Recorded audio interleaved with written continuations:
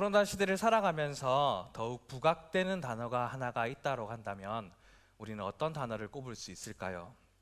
그 중에 하나가 바로 원래 상태로 돌이키거나 원래의 상태를 되찾음이라는 의미를 가진 회복이라는 단어일 겁니다. 물론 이 말을 관계를 회복하다, 건강을 회복하다, 그리고 신뢰를 회복하다, 그리고 피로를 회복하다, 신용을 회복하다, 일상을 회복하다라는 등의 말들로 우리는 즐겨 사용했던 단어입니다. 그럼에도 불구하고 이 말이 보다 현재에 더 부각되어지고 집중되어지는 이유는 아마도 참 많은 것들을 잃어버렸기 때문입니다. 우리 성도님들의 삶을 한번 돌이켜 보십시오. 잃어버린 것들이 참 많고 코로나19 이전의 모습과 그리고 코로나19 이후의 모습이 분명 달라진 것이 존재할 겁니다. 어른들을 뵙거나 사람들과의 만남을 직접적으로만 했던 그러한 우리의 모습들 가운데에 휴대폰 영상 통화로 대체하여 살아가는 모습들이 빈번하게 일어나는 일들, 그리고 일상의 업무도 가능하다면 멀리에 있는 타지라 할지라도 직접 출장 가지 아니하고 영상회의를 통하여 일을 진행하게 되는 것 등의 일들이 바로 우리 일상 가운데에 놓여져 있기 때문이죠. 우리 중고등부 친구들의 일상도 분명히 달라진 게 많습니다. 학교 등교 수업에서 집에서 온라인 수업으로 바뀌게 되었죠. 그리고 컴퓨터나 휴대폰으로 하는 놀이가 참 많은 세대이지만 그래도 PC방에 가서 친구들과 함께 어울려서 바로 옆에서 게임을 하는 그런 놀이에서 이제는 안전하게 각자의 집에 가서 몇 시까지 접속해, 그러면 거기서 우리가 함께 게임하자 라고 하는 게임의 문화도 우리가 조금 고립되어져 있는 모습으로 바뀌어지게 되었습니다. 그리고 혹 지나가다가 잘생기고 예쁜 사람들을 만날까 싶어 학생인 신분에도 불구하고 기초적인 비비크림은 그냥 화장이 아니에요 라고 말을 하면서 학생이 할 수 있는 화장의 모습들을 하면서 일상생활을 했는데 이제는 마스크를 끼고 다니다 보니까 마스크 낀 상태에서는 전혀 화장을 하지 않고 그리고 댕댕이 안경을 끼면서 세수도 어쩌면 하지 않은 채 무수시한 채로 학교를 가는 일들도 혹여나 있는 일이 참 많죠. 그리고 지루하게 느꼈지만 매주일 나와서 하나님 앞에 예배 드릴 수 있었는데 담계가 심하게 됨으로 따라 예배를 비대면 예배로 드려지게 된 것들이 아마 우리 중고등부 친구들의 일상 속에서도 달라진 모습들이라고 말할 수 있을 겁니다. 여러분들은 이렇게 달라진 일상생활들 중에서 어떤 것을 다시금 회복시키시고 싶으십니까? 코로나19 바이러스 감염증의 발생 이후로 이 질병으로 말미암아 우리는 우려하고 두려워하고 아픔 및 불안감을 느끼며 살아가는 삶을 통하여 우리는 참 많은 것들이 무너져 있음을 봅니다. 하나님의 뜻과 계획 속에 다시금 본연의 모습과 그 자리로 모든 것이 회복되기를 원하고 기도하는 가운데에 특별히 하나님을 가까이 하는 삶이 회복되어 하나님과 언제나 깊은 만남을 하는 존재로 살아가는 인생이 될 수 있기를 간절히 소망합니다. 특별히 내일부터 시작되는 중고등부 여름 수련회를 통해 사랑하는 우리 중고등부 친구들이 이런 하나님을 대면하는 인생으로 살아가는 주인공, 늘 주님을 가까이 하는 인생이 될 것을 바라고 기도합니다. 전화교회 여름 사역을 준비하면서 계속 나아갔던 중에 대면 이라는 단어가 계속해서 반복적으로 다가왔습니다. 그래서 기도할 때가 어쩔 때 피식 웃으면서 하나님 알겠어요 하면서 이 두 단어를 기록하기 시작했어요.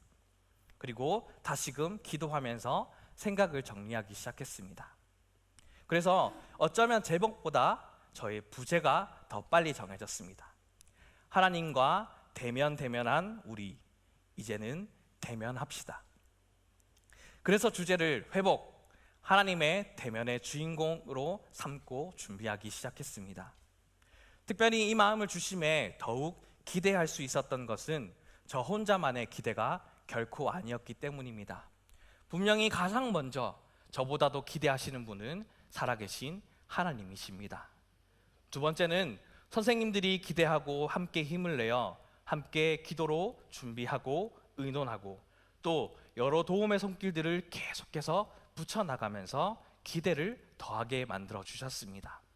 그리고 마지막 그 대상자들인 아이들이 기대하고 있다라는 사실입니다. 물론 100% 아이들이 다 기대하는 것은 아닙니다. 그러나 1년이 좀 지난 코로나 초기에 아이들 스스로가 여러 가지 프로그램들을 준비하면서 진행하려 했던 수련회가 단 하루 전날 대면으로 진행될 수 없게 되었을 때에 아이들은 깊은 상실감과 아픔을 참았던 일들이 있었습니다. 그래서 이번 수련회만큼은 수련회 기간 기도회 꼭 하고 싶어요. 그리고 수련회 온라인으로 결코 하기 싫어요 라는 이야기들을 듣게 됨을 통하여 그저 생각 없이 지낼 수 있는 수련회를 그냥 보내지 않고 의미 있게 어떻게 잘 보낼지에 대해 간절히 원하는 말들을 듣게 되므로 하나님과 깊은 만남의 자리가 갈급하구나 라는 것을 느낄 수 있었습니다. 또 이런 예수 이름으로 부르짖으며 예수님과의 인격적인 만남의 자리로의 회복뿐만 아니라 제약된 환경에 놓여져 있지만 대면대면한 친구들끼리의 관계가 함께 준비한 공동체 활동을 통하여 회복할 수 있게 기대하여 주셨습니다. 그리고 이 수련회 기간 동안에 하나님을 만나서 자신이 어떤 존재인지를 발견하는 가운데에 하나님 나라를 위한 그리스도인의 정체성을 갖고 살아갈 수 있도록 우리를 이 자리 가운데 초대하신 하나님께서 사랑하는 중고등부 친구들을 하나님을 깊이 만나는 장으로 여름 수련회 가운데에 한 영혼 한 영혼을 초대하고 계시고 또 그 주인공으로 분명히 삼으셨다라는 사실입니다. 바로 오늘 우리가 함께 본 본문의 인물처럼 말이죠. 베세다가 고향이며 예수님을 만나기 전 형제 안드레와 갈릴리 바다에서 어부의 일을 했던 자. 사람들이 무식하다라고 얘기를 했고 어쩌면 급한 성격의 소유자라고 말할 수 있는 베드로. 흔히 우리가 잘 아는 내용인 누가복음에서는 게네사렛 호수라고 표현하는 갈릴리의 북쪽에 위치한 아주 작은 마을로 예수님께서는 이 어부를 향해 찾아가셨습니다. 한 마리도 고기를 잡지 못한 채 고기잡이를 마친 어부들 사이에 시몬 베드로의 배 위에 올라 말씀을 전하시고 그리고 깊은 곳에 그물을 던져 그물이 찢어질 정도로 많은 물고기를 잡게 하셨고 나를 따라오너라 내가 너희를 사랑 남는 어부가 되게 하겠다고 하셨던 인생의 배 위에 오르신 예수님, 우리가 너무나도 잘 알고 있는 말씀입니다. 오늘 본문은 요한복음인 이 본문은 마태, 마가, 누가와는 조금 다른 부르심의 장면을 전하고 있긴 하죠. 세례 요한을 따르던 안드레가 먼저 예수님을 만났다라고 전합니다. 그리고 만난 후에 시몬에게 내가 메시아를 만났어 라고 전하자 시몬이 예수님을 만나러 오게 되고 그때에 예수님께서 시몬을 보시고 오늘 본문 42절의 말씀처럼 내가 장차 개바라 하리라 라고 반석이라는 이름의 그 의미를 붙여주셨습니다. 예수님께서는 이 땅에 오신 목적이 회복이셨기 때문에 예수님은 제자들과 함께 사는 동안 회복의 주인공의 삶을 사는 본을 보이신 분이십니다. 12 제자에게 찾아가신 것, 베드로에게 찾아가신 것은 그들을 회복시키시고 회복의 주인공으로 삼기 위함이셨습니다. 그리고 베드로는 반석이라는 의미로 베드로의 인생이 이전처럼 즉흥적이고 나약한 인생이 아니라 반석과 같은 삶으로 기둥이 되어 회복의 주인공이 될 것을 기대하셨고 그를 예수님께서는 만나셨다라는 겁니다. 그리고 너희는 나를 누구냐라는 예수님의 질문에 베드로가 이렇게 고백하죠. 주는 그리스도시요 살아계신 하나님의 아들이시니다 라는 이 신앙 고백을 마치 그의 이름에 걸맞는 삶을 살아내는 것처럼 보이게 나타납니다. 하지만 그런 그도 예수님의 비전과 그 이름처럼 곧바로 그 인생을 회복의 주인공으로 살아내지는 결코 못했습니다. 실패하고 연약한 모습이 있었던 것이죠. 꼭 우리와 같지 않습니까? 그리고 중고등부 친구들과 같습니다.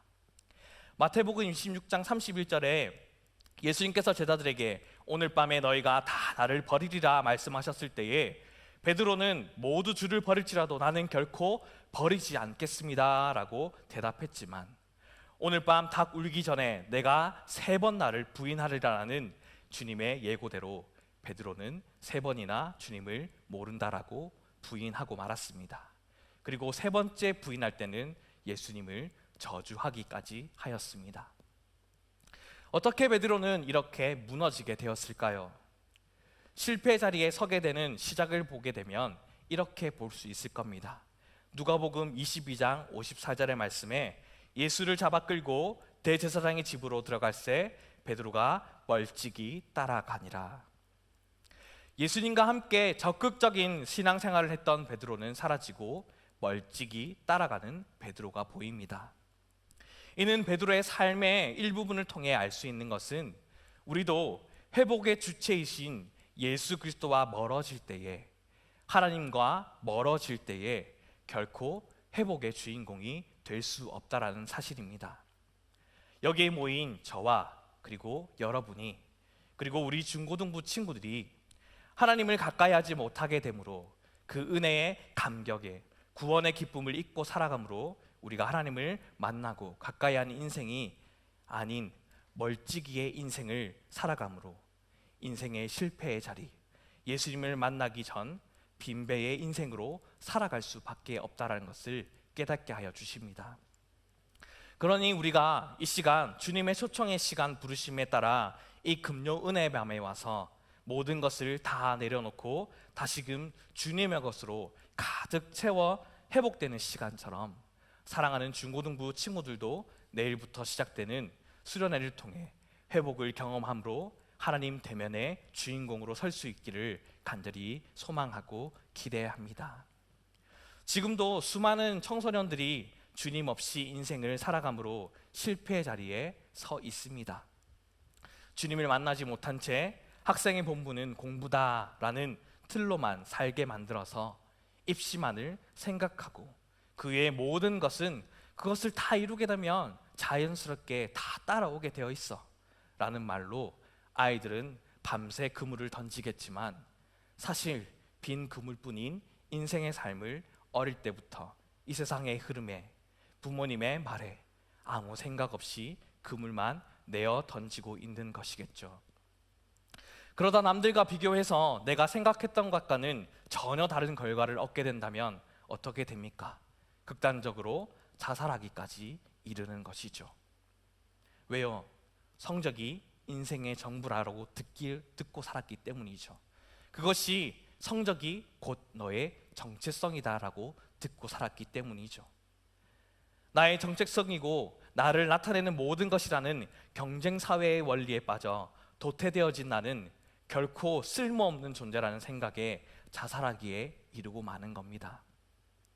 하나님은 우리를 부르시고 사랑하실 때에, 또 중고등부 친구들을 부르시고 사랑하실 때에 그런 인생의 한 줄의 성적표를 보고 부르시고 사랑하는 분이십니까?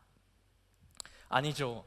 우리가 알다시피 베드로가 주님의 공생의 기간 동안 함께 제자로 다니면서 곧바로 특출난 재능이 있어서 하나님이 선택하신 것도 아니요, 능력을 나타내는 존재가 결코 아닙니다.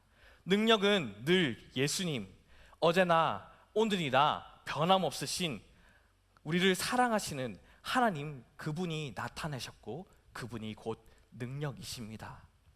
바다 위를 걷겠다고 용감하게 시도하다가 파도를 보고 가라앉고 멋진 신앙 고백을 한 후에 곧바로 주님의 십자가의 죽음에 대해서 반대하며 부정합니다.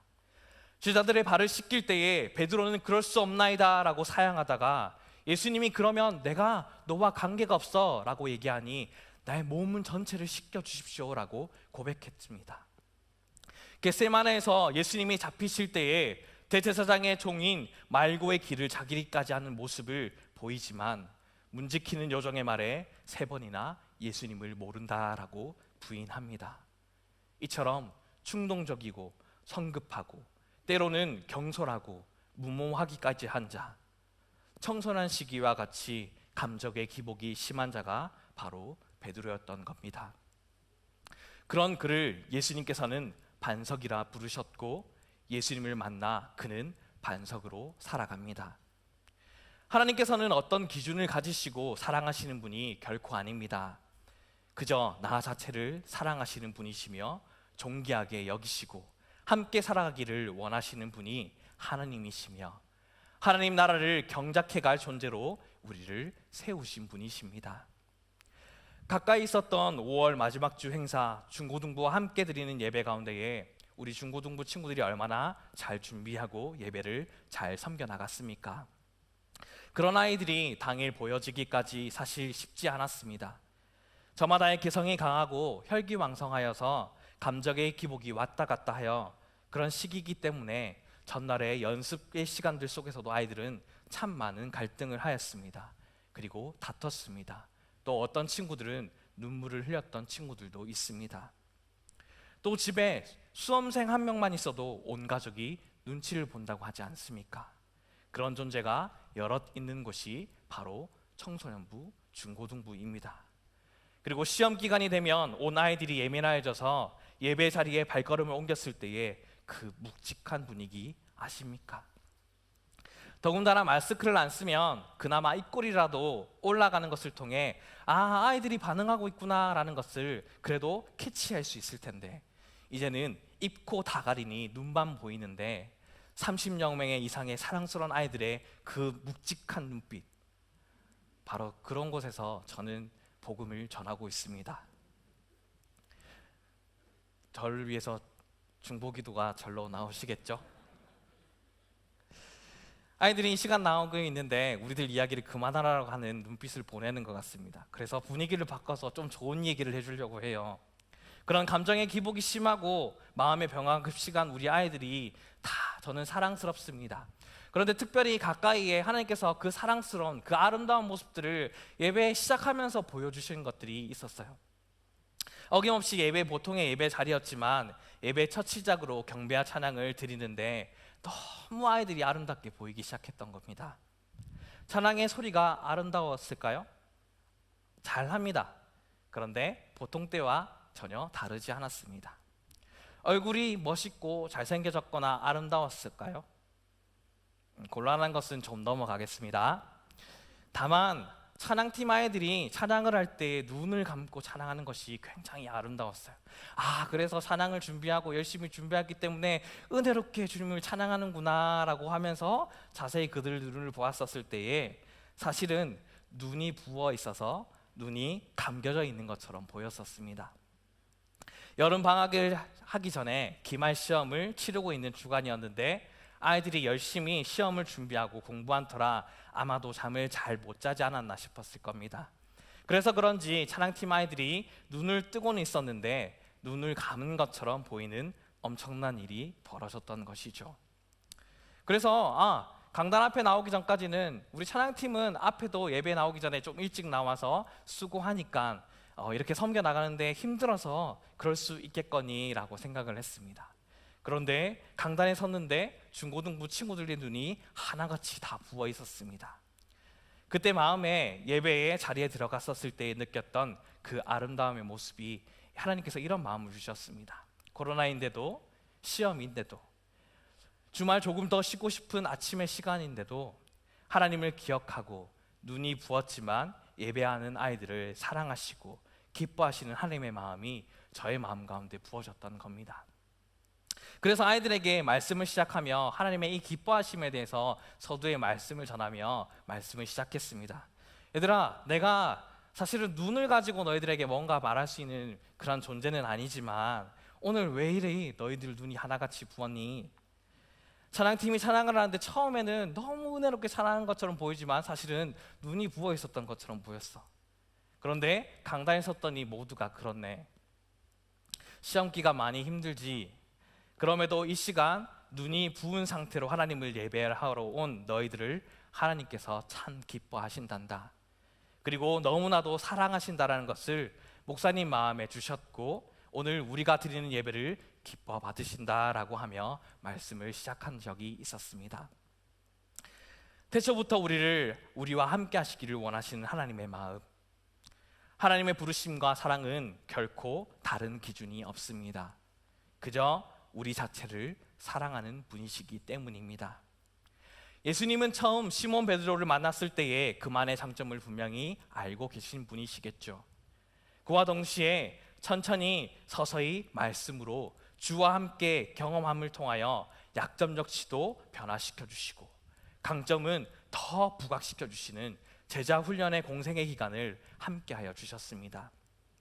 비록 우리가 하나님을 만났던 경험이 있지만 연약한 가운데 있는 것처럼 중고등부 친구들도 이 시기에 각자의 연약함 속에 베드로처럼 예수님을 멀찍이 떨어져 가던 모습이 있는다 할지라도 하나님을 멀찍이 하는 인생을 살며 비전을 잃어버린 채 예전에 고기를 낚던 어부로 돌아가 그물을 던진다 하더라도 부활하신 예수님께서는 처음 베드로를 부르셨던 것처럼 베드로에게 다가오셔서 그의 빈 그물을 채워주시며 처음 만남을 회복시켜 주셨습니다. 또한 예수님을 3번 부인했던 베드로에게 3번의 사랑의 고백을 다시금 하게 하심으로 그의 입술 가운데도 회복을 허락하셨죠. 예수님께서 멀찍이 떨어졌던 베드로에게 가장 가까이 찾아오셔서 그와 사랑을 회복하신 겁니다. 그리고 다시 내 어린 양을 치라, 내 양을 먹이라, 내 양을 치라 말씀하시며 비전을 주시고 모든 것이 무너져 실패의 길을 가던 베드로는 예수님 곁에서 다시금 회복된 길을 걸어갈 수 있는 인생이 되었습니다. 오늘 베드로의 인생을 주관하시기 위해 예수님께서 처음 찾아오셨던 것처럼 이곳에 모인 우리의 인생을 주관하신 분이 이 시간도 우리를 만나 주십니다.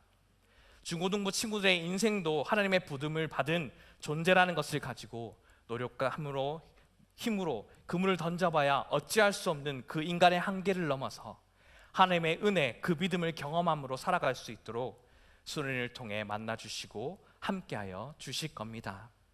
그런 제자들에게 기대하셨던 일들이 오늘 우리에게 기대하시며 사랑하는 중고등부 친구들에게도 그 미래를 보며 기대하시고 변화된 삶으로 살아가게 될 겁니다.